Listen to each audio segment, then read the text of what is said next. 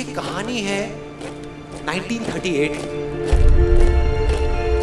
कैरली नाम के एक आदमी की, हंगेरियन आर्मी में, और वो उस कंट्री का बेस्ट पिस्टल शूटर था।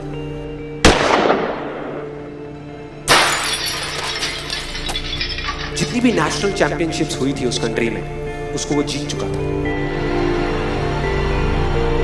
और सबको ऑलमोस्ट कंफर्म था कि 1940s में जो ओलंपिक्स होने वाले हैं उसमें गोल्ड मेडल केरली को ही मिलेगा। और उसने सालों से ट्रेनिंग करी थी।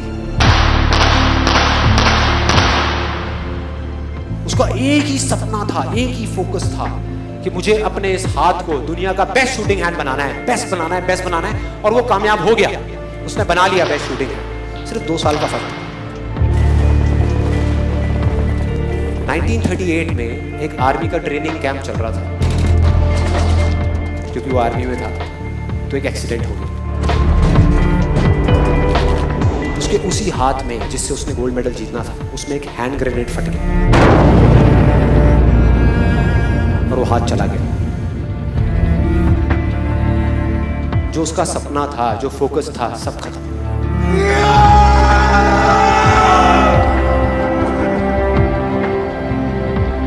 उसके पास 2 रास्ते थे। एक तो ये कि वो बाकी की पूरी जिंदगी रोता रहे और कहीं जा करके छुप जाए, या अपना जो गोल था जिस पे उसने फोकस किया हुआ था उसको पकड़ करके रखे। तो उसने फोकस किया उस पे नहीं जो चला गया था, जो उसके पास नहीं था। उसने फोकस किया उस पे जो उसके पास था।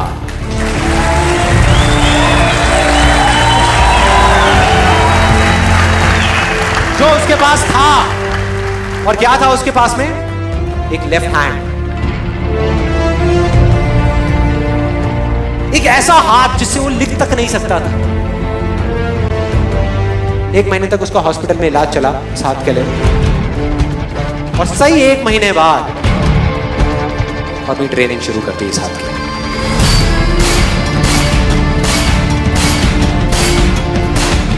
ट्रेनिंग के 1 साल बाद, मतलब कि 1939 में वो वापस आया। नेशनल चैंपियनशिप्स हो रही थी वहीं पे हंगरी में, और बाकी भी बहुत सारे पिस्टल शूटर्स थे वहां पे।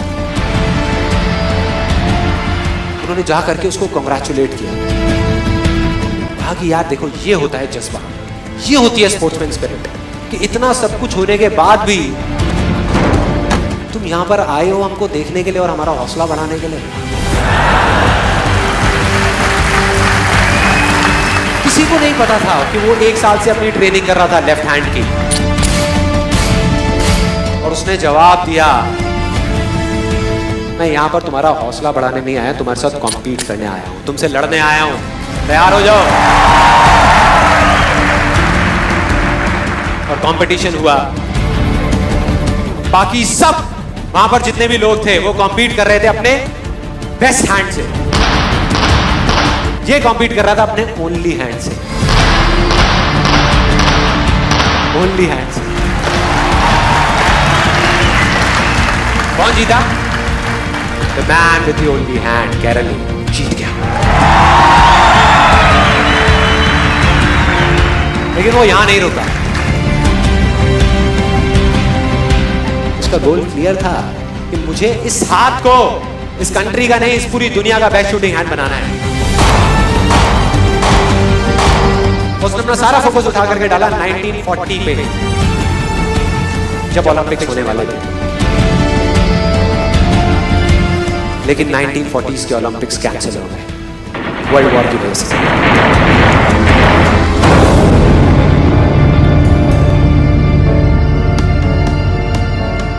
उसने अपना सारा फोकस उठा करके कहां डाल दिया? 1944 में जो ओलंपिक्स होने वाले थे उसके ऊपर। और 1944 में जो ओलंपिक्स होने वाले थे वो भी कैंसिल हो गए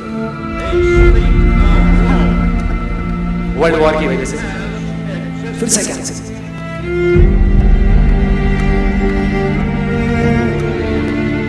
उसने अपना सारा फोकस उठा करके डाल दिया 1948 के ओलंपिक्स में। 1938 में उसकी एज थी 28 साल, 1948 में उसकी एज हो चुकी थी 38 इयर्स। और जो यंगर जो प्लेयर्स आते हैं निकल करके, उनसे कॉम्पीट करना मुश्किल होता चला जाता है। लेकिन मुश्किल नाम का ये वर्ड था ही नहीं उसकी डिक्शनरी में। वो गया,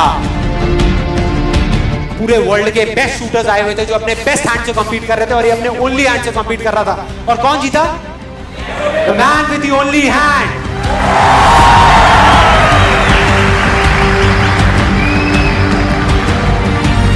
लेकिन वो तब भी नहीं रुका।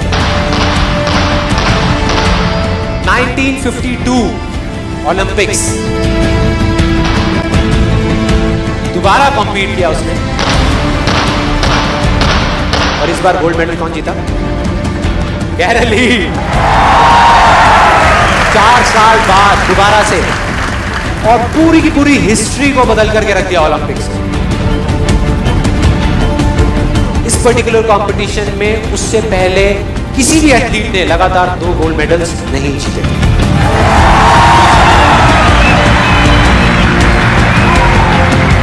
अब किसी भी लूजर के पास चले जाओ, उसके पास लिस्ट होगी बहानों की कि मैं इस वजह से फेल हुआ अपनी लाइफ में, इस वजह से मैं कुछ नहीं कर पाया। बहुत लंबी लिस्ट है। और दूसरी तरफ विनर के पास चले जाओ, उसके पास में 1000 वजह होगी वो ना करने की जो वो करना चाहता है, सिर्फ एक वजह होगी वो करने की जो वो करना चाहता है, और वो कर जाएगा।